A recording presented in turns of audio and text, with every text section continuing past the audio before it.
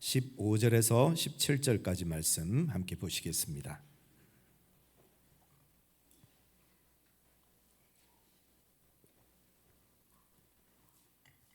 골로새서 1장 15절에서 17절까지 말씀 우리 찾으셨으면 함께 읽겠습니다. 그는 보이지 아니하는 하나님의 형상이요 모든 피조물보다 먼저 나신 이시니 만물이 그에게서 창조되되 하늘과 땅에서 보이는 것들과 보이지 않는 것들과 혹은 왕권들이나 주권들이나 통치자들이나 권세들이나 만물이 다 그로 말미암고 그를 위하여 창조되었고 또한 그가 만물보다 먼저 계시고 만물이 그 안에 함께 섰느니라. 아멘. 우리나라는 안타깝게도 10년이 넘도록 전 세계 자살률 1위 국가라는 오명을 계속해서 가지고 있습니다. 10년이 지나면 강산도 변한다 했는데 10년이 변하도록 우리가 변하지 못하는 것은 변할 능력이 없든지 아니면 변할 의지가 없든지 아니면 방법을 우리가 잘못 선택하고 있는지 모르겠습니다. 통계청에 따르면 2022년 12,906명, 2023년 13,770명, 2024년은 11월까지 13,271명이 스스로 목숨을 끊었습니다. 2014년 이래로 지금까지 매년 13,000명 가까운 사람들이 스스로 목숨을 끊고 있는 나라가 우리 대한민국입니다. 도표를 몇 가지 준비를 했습니다. 첫 번째 도표는 성별에 따른 자살자 숫자입니다. 밑에는 여성들이고요, 위에는 남성입니다. 남성이 거의 2배나 많습니다. 그 다음 그림을 보여주시면요, 최근 5년간 통계인데 5년 통계도 보면 여성이 빨간색, 남성이 파란색입니다. 여성들이 남성들보다 훨씬 더 많습니다. 남성이 여성들보다 훨씬 더 많습니다. 거의 2배에 가깝습니다. 왜 이렇게 남성들이 많이 목숨을 끊을까요? 남성들에게 무슨 일들이 있어서 이런 아픔이 있을까요? 세 번째 도표는 성별, 연령별 자살자를 보여주고 있습니다. 도표 중에 압도적으로 숫자가 많은 도표가 하나 있죠. 80대 남성들입니다. 우리 어르신들이 저렇게 많이 스스로 목숨을 끊습니다. 여러분, 집에 어르신들이 계시다면 잘 섬겨주시고 자주 전화도 드리시고 또 어떻게든 안부를 잘 여쭈는 그런 삶을 사시면 좋겠습니다. 네 번째 도표는 월별 사망자 숫자입니다. 2022년, 2023년에는 4월, 5월이 제일 많았습니다. 가족의 달, 모두가 함께 웃고 즐거워하는 그때에 스스로 목숨을 끊는 분들이 또 그렇게 많았다는 거죠. 그런데 특이하게 2024년에는 연초에 자살자들이 많았습니다. 아마 코로나 팬데믹이 끝나가고 이제 자유로운 삶이 시작되면서 오히려 낙심이 더 큰 분들이, 안타까운 선택을 하신 분들이 많았던 것 같습니다. 다섯 번째 도표를 보여주시면요, 자살자들의 학력 수준을 보여주고 있습니다. 압도적으로 많은 것이 고등학교, 대학교 졸업자들입니다. 공부를 많이 한 분들이 목숨을 많이 끊는다는 거죠. 물론 우리나라는 고등학교 이상 이제 그 의무 교육제입니다. 그러다 보니까 당연히 고등학교 이상 학력이 많을 수밖에 없지만, 다르게 보면 공부를 많이 한다고 해서 자살로부터 자유로워지는 것이 오히려 아니다라는 겁니다. 고학력자들이 오히려 자살에 더 취약할 수 있다라는 것을 우리에게 보여주고 있습니다. 그 다음 도표를 보시면요, 결혼 유무와 관련된 자살자 통계입니다. 제일 많은 게 배우자가 있음입니다. 배우자가 있는데 자살하는 사람들이 제일 많습니다. 그 다음이 미혼이고요, 그 다음이 이혼한 사람들입니다. 왜 배우자가 있는데도 이렇게 많은 사람들이 자살을 선택할까요? 배우자가 별로 도움이 되지 않는다는 겁니다. 오늘 집에 가시면 여러분 배우자들에게 잘 해주시길 바랍니다. 왜 그러냐 물으면 목사님이 그러라 그러셨더라 하시면 됩니다. 집에 가서 아내와 남편들에게 잘 해주시길 부탁드립니다. 그 다음 도표는 자살자들의 직업 분표도입니다.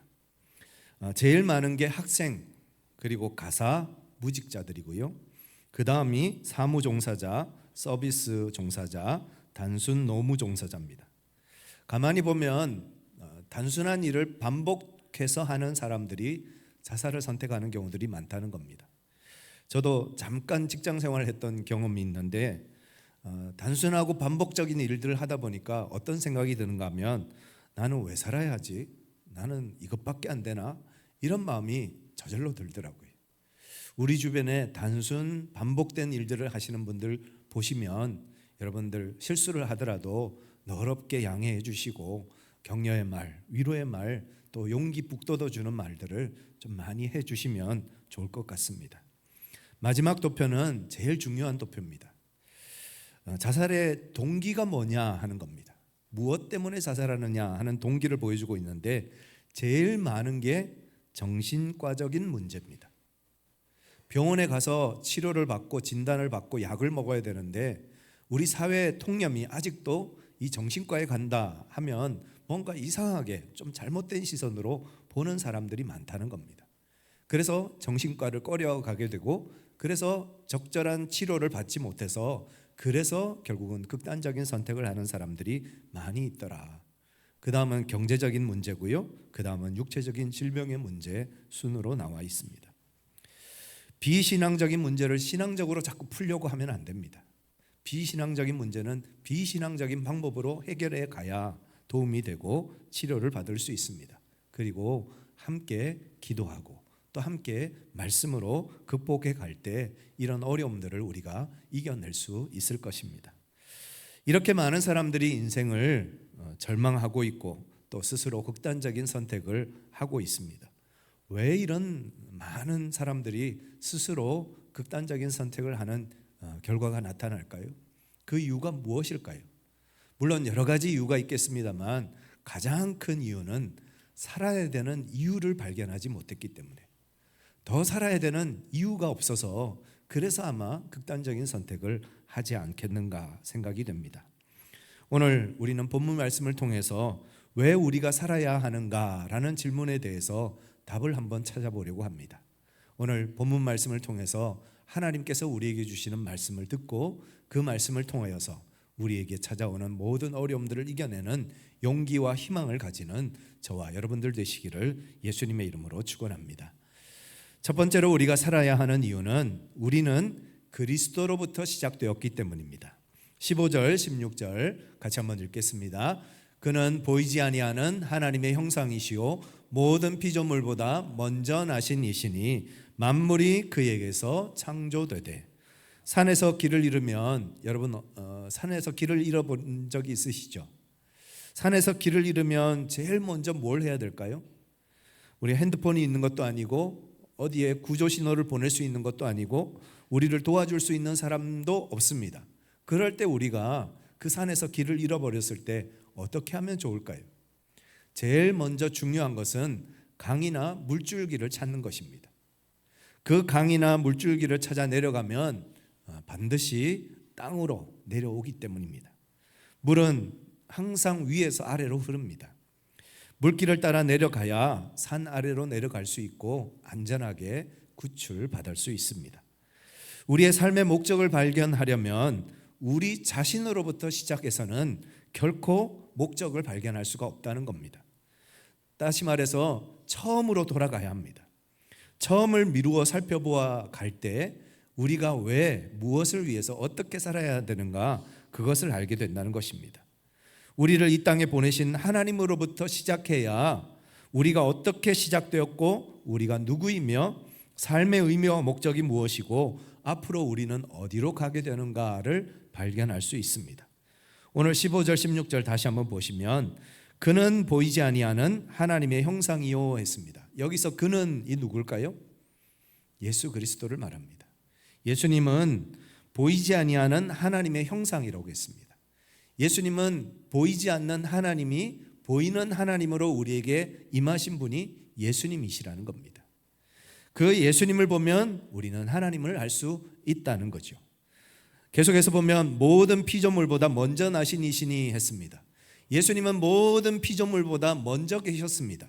다시 말해서 예수님은 만물 위에 그에게서 만물이 그에게서 창조되되 즉 모든 만물을 창조하신 분이 누구시라고요? 예수님이시라는 거예요. 예수님이 모든 창조의 시작이시고 모든 것을 창조하신 창조주님이시라는 것입니다. 우리의 시작이 예수님부터입니다. 우리의 시작이 우리의 부모님으로부터 시작하는 것이 아니라 우리의 시작은 예수님으로부터 시작되어집니다.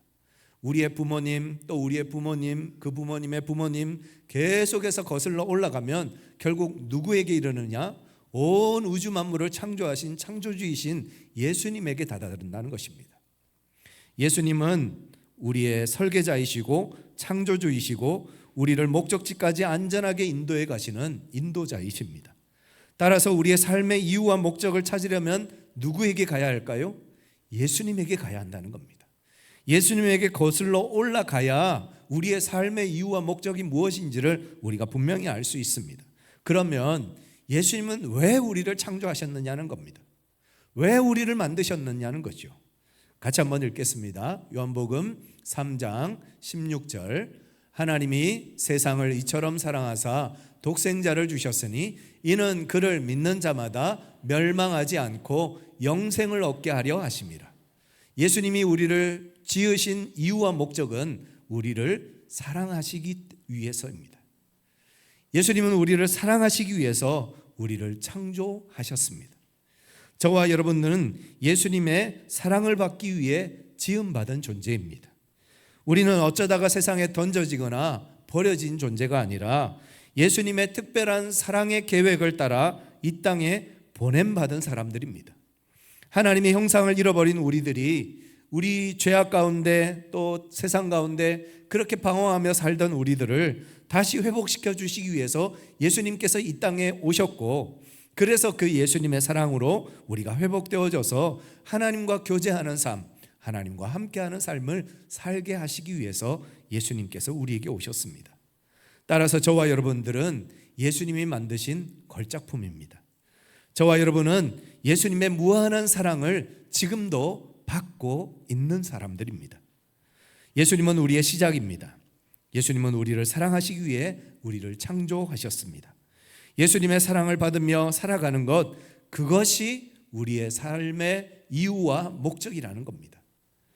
도스 트런트먼이라는 학생이 있었습니다. 고등학교 총학생회장도 하고 농구팀 주장도 하고 졸업식 때는 전교생 앞에서 고별사를 할 정도로 참 촉망받는 그런 아이였습니다. 그런데 청년이 되어서 친구들과 어울려 다니며 술과 담배, 도박에 빠져 살게 됩니다. 그리고 깊은 우울증에 빠져서 급기야 자살을 생각하는 지경에 이르게 되었습니다. 트럭 운전사로 생활을 하고 있었는데 그 함께 일하던 친구 중에 하나가 이런 질문을 합니다. 너는 인생의 진정한 목적이 뭐냐?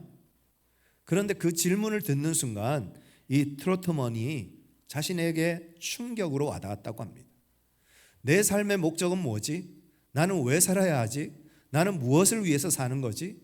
그 생각을 하게 되어지니까 그 생각 속에서 마음이 흔들렸고 그 고민이 자신을 이끌어서 어릴 적 교회 다니다 들었던 성경 말씀이 생각나게 되어졌습니다. 그래서 성경을 가지고 와서 성경을 펼쳐서 읽으면서 그 답을 찾아보려고 합니다. 나는 왜 살아야 되나? 나는 무엇을 위해서 사는 사람인가? 그러다가 요한복음 5장 24절 말씀에 마음이 꽂혔습니다. 같이 한번 읽겠습니다. 내가 진실로 진실로 너희에게 이르노니 내 말을 듣고 또 나 보내신 이를 믿는 자는 영생을 얻었고 심판에 이르지 아니하나니 사망에서 생명으로 옮겼느니라. 이 말씀이 그의 영혼을 사로잡았습니다. 그리고 말씀을 반복해서 읽습니다. 그리고 말씀을 묵상합니다. 그리고 말씀을 암송했습니다. 그렇게 말씀 가운데 거하는 삶을 살아가다 보니까 어느 순간 예수님을 영접하게 됩니다. 그리고 그때 이후로 예수님이 나를 사랑하신다. 예수님이 나를 기뻐하신다. 예수님이 나를 사랑하시기 위해서 나를 창조하셨다. 그 사실이 깨달아지면서 그 예수님의 사랑을 전하는 삶을 살기를 마음에 품게 되어집니다.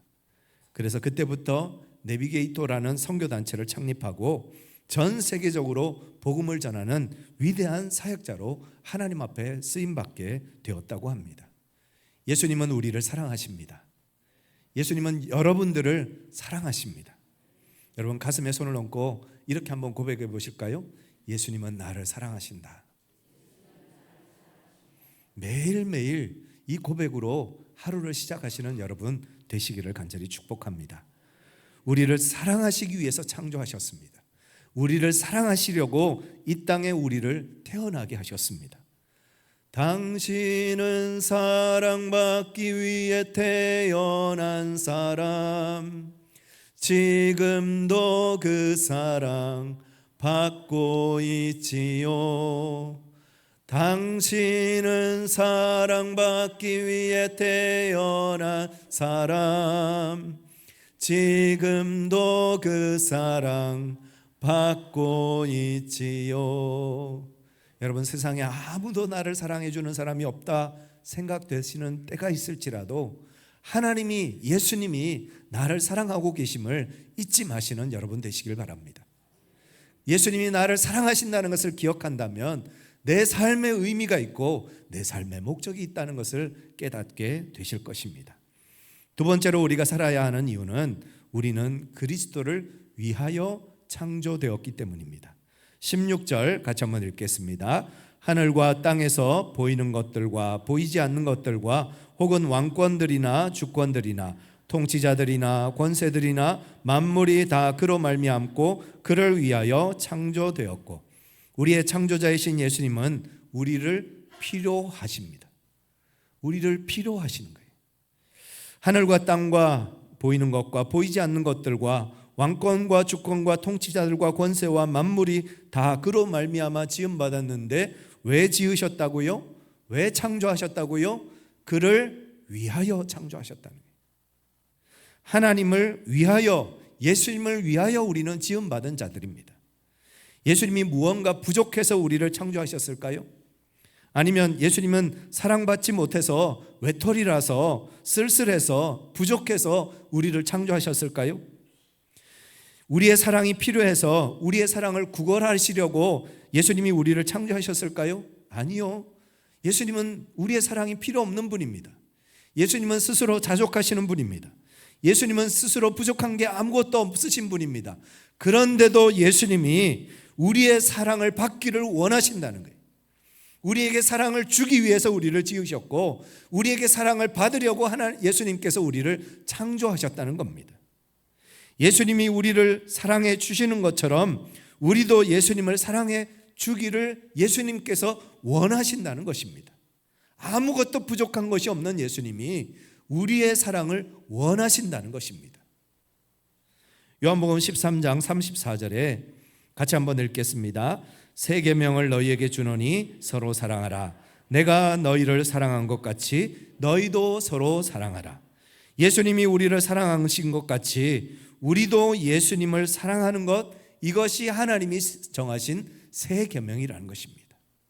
예수님이 우리를 사랑해 주신 것처럼 우리도 예수님을 사랑하는 것, 그것이 하나님이 정하신 새 계명이라는 겁니다.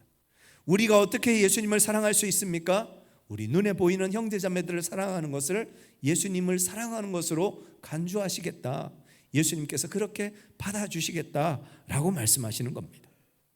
예수님은 저와 여러분들을 사랑하십니다. 그리고 우리에게 예수님을 사랑해달라고 요청하십니다. 우리는 예수님의 사랑을 받기 위해 태어난 사람이면서 동시에 예수님을 사랑하기 위해서 태어난 사람들입니다. 요한일서 4장 19절 같이 한번 읽겠습니다. 우리가 사랑함은 그가 먼저 우리를 사랑하셨습니다. 우리가 사랑함은 그가 먼저 우리를 사랑하셨습니다. 예수님이 우리를 사랑해 주셨기 때문에 우리가 예수님을 사랑하는 것입니다. 세상에 나를 사랑해 주는 사람이 아무도 없다 할지라도 예수님이 나를 사랑해 주기 때문에 아무 부족함이 없습니다. 세상에 내가 사랑할 사람이 아무도 없다 할지라도 내가 예수님을 사랑할 수 있기 때문에 우리는 부족함을 느끼지 않습니다. 사랑을 받든지 아니면 사랑을 하든지 둘 중에 하나만 해도 삶의 의미와 목적이 있는 것입니다.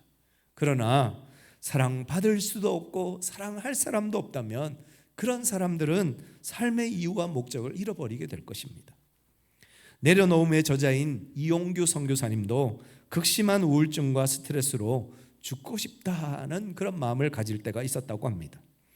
하버드 대학교 박사 과정을 마치고 세상의 성공의 길을 갈 것이냐, 아니면 하나님의 부르심을 따라 몽골로 가서 선교사를 할 것이냐, 이 두 가지 갈림길에 서서 너무너무 많은 고민과 걱정을 했다는 거죠. 세상의 그 부귀영화를 쫓아 나아가는, 여러분 하버드 대학 박사까지 했어요. 그러면 미래가 창창하게 열려있는 길 아니겠습니까? 그 길을 갈 것이냐, 아니면 하나님의 부르심을 받아 아무도 없는 몽골 땅에 가서 주님의 복음을 전하는 선교사의 길을 갈 것이냐, 그 양갈래 갈림길에 서서 얼마나 고민이 되고 얼마나 걱정이 되었는지. 그래도 하나님 앞에 자신을 내어드리기 위해서 믿음으로 결단하여서 선교지로 갔는데, 선교가 그렇게 쉽습니까? 선교지에 도착했는데 급심한 외로움, 형제자매들 다 아무도 없는, 아는 사람 없는 그곳에서 사역하는 것이 얼마나 외롭고 힘든 일이었겠습니까? 문화적인 충격, 한국 사람이 또 미국에서 살다가 또 몽골로 가서 몽골 사람들과 함께 어울려 지내는 것이 얼마나 어렵고 불편한 일이었겠습니까? 게다가 사역의 열매가 없습니다. 열심히 사역하는데, 열심히 최선을 다해서 기도하고 주님의 일들을 감당하는데도 눈앞에 보이는 열매가 아무것도 없는 거예요. 사역자들이 가장 큰 겪는 고통 중에 하나가 열매가 없을 때 겪는 고통이 얼마나 큰지 모릅니다. 그런 여러 가지 어려움으로 인해서 깊은 우울증에 빠지고 무기력에 빠지기 시작했습니다. 그러면서 죽고 싶다, 정말 이렇게 괴로운 날들을 보내느니 차라리 죽었으면 좋겠다 하는 그런 마음이 찾아오더랍니다. 그렇지만 기도 중에 주님 앞에 엎드립니다. 그렇게 죽을 수는 없으니까, 그렇게 모든 것을 끝낼 수 없으니까 하나님 앞에 엎드려서 기도합니다.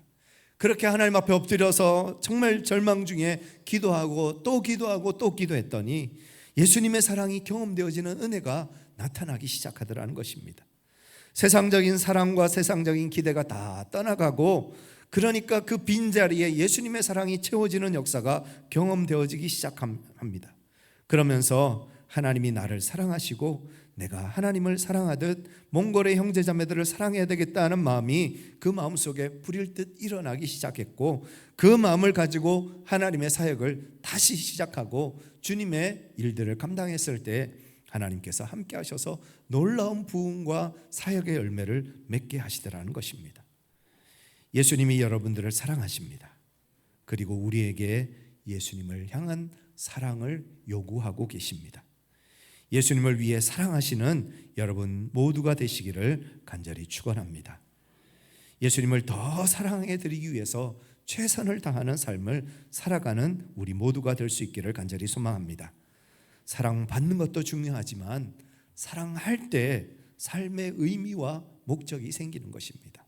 예수님을 사랑함으로 우리의 삶을 더 아름답게, 더 복되게 그렇게 만들어 가시는 여러분 모두가 되시기를 예수님의 이름으로 축원합니다.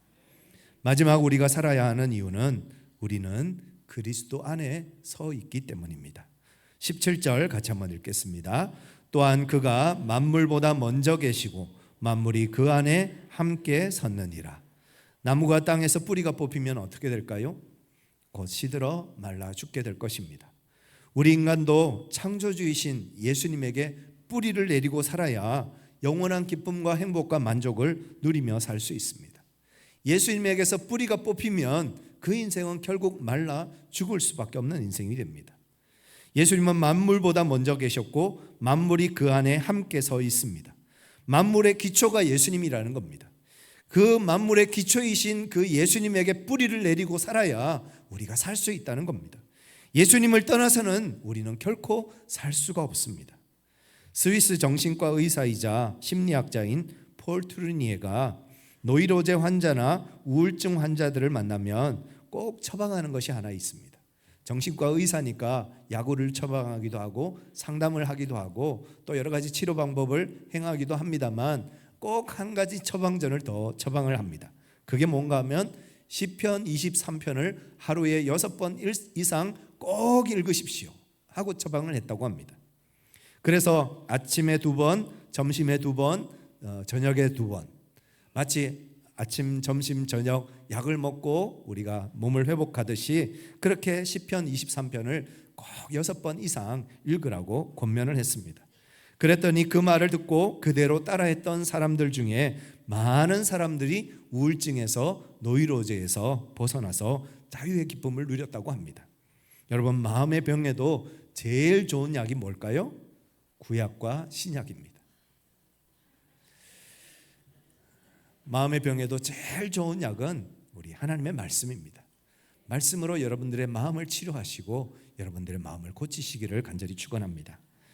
임현수 목사님은 캐나다 토론토에 있는 큰빛교회 담임 목사로서 북한 선교 활동과 인도주의적 지원에 열정적으로 앞섰던 분입니다. 2015년 북한에 들어갔다가 2015년부터 2017년까지 2년 6개월 동안 북한에서 압류가 됩니다. 그러니까 수용소에 갇히십니다. 죄목은 국가전복 음모죄, 이런 죄목으로 누명을 쓰고 무기노동교화형을 선고를 받습니다. 그래서 북한 수용소에 갇혀서 강제노동과 고립된 생활을 합니다. 하루에 8시간 이상 땅을 파고 눈을 치우고 온갖 강제 노동을 다 했습니다. 혹독한 추위와 배고픔, 또 특히 수용자들과 접촉하면 예수를 전하고 복음을 전할 수 있으니까 완전히 격리되어서 다른 수감자들하고도 만나지 못하는 그런 독방 생활을 하게 되어집니다. 노동을 할 때도 홀로 일을 하게 만들었습니다. 그러니까 독방에서 갇혀서 극심한 고립감에 매일매일 시달리게 되는 겁니다. 감옥, 특히 독방에 오래 갇혀 있는 사람들은 정신적으로 미쳐버리는 사람들이 많다고 합니다. 그만큼 고립감과 홀로 있음이 얼마나 무서운 건지 모릅니다. 가족과 교회에 대한 그리움, 미래에 대한 불안, 이런 것들로 인해서 이렇게 살 바에는 차라리 죽는 게 낫지 않을까, 이런 생각까지 하게 되어졌습니다. 그러면서 하나님 앞에, 하나님 왜 나를 여기 보내셨습니까? 왜 내가 이 고통의 수용소에 갇혀 있어야 합니까? 내가 뭘 잘못했다고 이런 수용소에서 예수님의 복음을 전하고 사랑을 전했는데 왜 이런 고통과 어려움을 겪어야 합니까? 하고 매일매일 원망하는 삶을 살게 되어집니다. 그러다 보니 더 마음이 무너지고 정말 죽고 싶은 그런 아픔을 경험하게 되어졌습니다. 그래도 목사님이니까 그냥 그렇게 끝낼 수는 없잖아요. 그래서 그 감옥 안에서, 그 수용소 안에서 하나님을 원망하기보다는 하나님의 말씀 가운데 거하자. 성경이 없지만 머릿속에 기억하고 있는 성경 구절들을 매일 묵상하고 매일 그 구절을 가지고 하나님 앞에 기도합니다. 그러면서 영적으로 조금씩 버텨가고 힘을 내기 시작합니다. 그러자 나중에는 이곳에서도 하나님의 뜻이 있다라는 깨달아지기 시작하더랍니다. 그래서 매일 아침부터 저녁까지 수천 번 주님 감사합니다, 주님 감사합니다, 주님 감사합니다, 아침에 일어나서 저녁에 잠들 때까지 주님 감사합니다, 주님 감사합니다, 그렇게 수천 번 하나님 앞에 감사의 고백을 올려드렸습니다. 그랬더니 죽고 싶은 생각이 온데간데 없이 사라지고 어느 순간 하나님이 나를 꽉 붙잡고 있구나 하는 그런 확신이 마음속에 찾아오더랍니다. 북한, 그리고 노동교화소, 그보다 더 무서운 곳이 있을까요? 그보다 더 절망적인 곳이 있을까요? 그보다 더 외로운 곳이 있을까요? 그러나 그곳에서도 하나님이 함께 하시는 것을 경험했다고 합니다. 독방에 갇힌 목사님을 찾아오는 사람이 아무도 없죠. 그런데 찾아오는 사람들이 있습니다. 누굴까요? 간수들과 신문관들은 찾아옵니다. 한 번은 한 간수가 다른 죄수들은 다 정신병에 걸리든지 스스로 목숨을 끊든지 그렇게 독방에 갇혀서 절망의 현실을 목격하는데 이 목사님은 너무 멀쩡한 거예요. 그래서 이 간수가 질문을 하더랍니다. 당신은 왜 이렇게 평안하십니까? 하고 질문을 했으니까 답을 해야죠. 목사님이 이렇게 대답했습니다. 나는 예수님의 평안을 가지고 있기 때문에 이렇게 평안할 수 있습니다. 이 고백을 듣고 이 간수가 무슨 생각을 했을까요? 목사님은 이렇게 고백합니다. 나는 북한 감옥에서도 선교사였습니다. 하나님은 나를 감옥이라는 선교지로 보내셨습니다. 그 감옥이 절망의 죽음의 자리였다라고 생각했는데 하나님이 나와 함께 하시는 것을, 하나님이 나를 사랑하시는 것을 깨닫고 나니까 그곳이 선교지더라라고 고백을 하시는 것입니다. 바울과 실라가 빌립보 감옥에서 하나님을 찬송하고 기도했을 때 옥문이 열리고 착고가 풀어지고 죄수들이 다 도망간 줄 알고 간수가 자결하려고 할 그때 그 간수를 구원해내는, 그리고 그 간수와 그의 가족들이 다 예수님을 믿고 구원받는 역사가 일어나게 되어졌던 것처럼 북한의 그 무서운 감옥 안에도 예수님은 함께 하시더라는 것입니다. 여러분, 우리가 살고 있는 모든 삶의 현실 가운데 주님은 우리와 함께 하십니다. 그곳이 아무리 절망적이고 어둡고 캄캄한 흑암일지라도 예수님은 우리와 함께 하고 계십니다. 그 믿음을 가지고 그 삶의 자리에서 믿음으로 주님과 동행하는 우리 모두가 되기를 간절히 소망합니다. 예수의 이름으로 나는 일어서리라. 주가 주신 능력으로 나는 일어서리라. 원수가 날 향해 와도 쓰러지지 않으리. 주가 주신 능력으로, 주가 주신 능력으로, 주가 주신 능력으로 일어서리. 여러분의 마음에 낙심이 찾아올 때, 절망이 찾아올 때, 어둠이 찾아올 때, 그때마다 예수님이 나를 사랑하신다, 나는 예수님을 사랑하는 사람이다, 그 예수님 안에서 예수님의 손을 붙잡고 믿음으로 일어서는, 그래서 주님과 동행하는 삶을 살아가는 여러분 모두가 되시기를 예수 그리스도의 이름으로 간절히 축복합니다. 우리 함께 기도하시겠습니다. 하나님, 주님의 말씀 앞에 우리가 서게 하심을 감사합니다. 예수님이 나를 사랑하십니다. 나도 예수님을 사랑합니다. 예수님 안에 거하고 예수님과 동행하는 믿음의 삶을 살아가는 우리 모두가 되게 하여 주시옵소서. 우리 함께 기도하시겠습니다. 사랑과 은혜가 충만하신 아버지 하나님, 존귀하신 주님을 바라보며 믿음으로 주님 앞에 나아갑니다.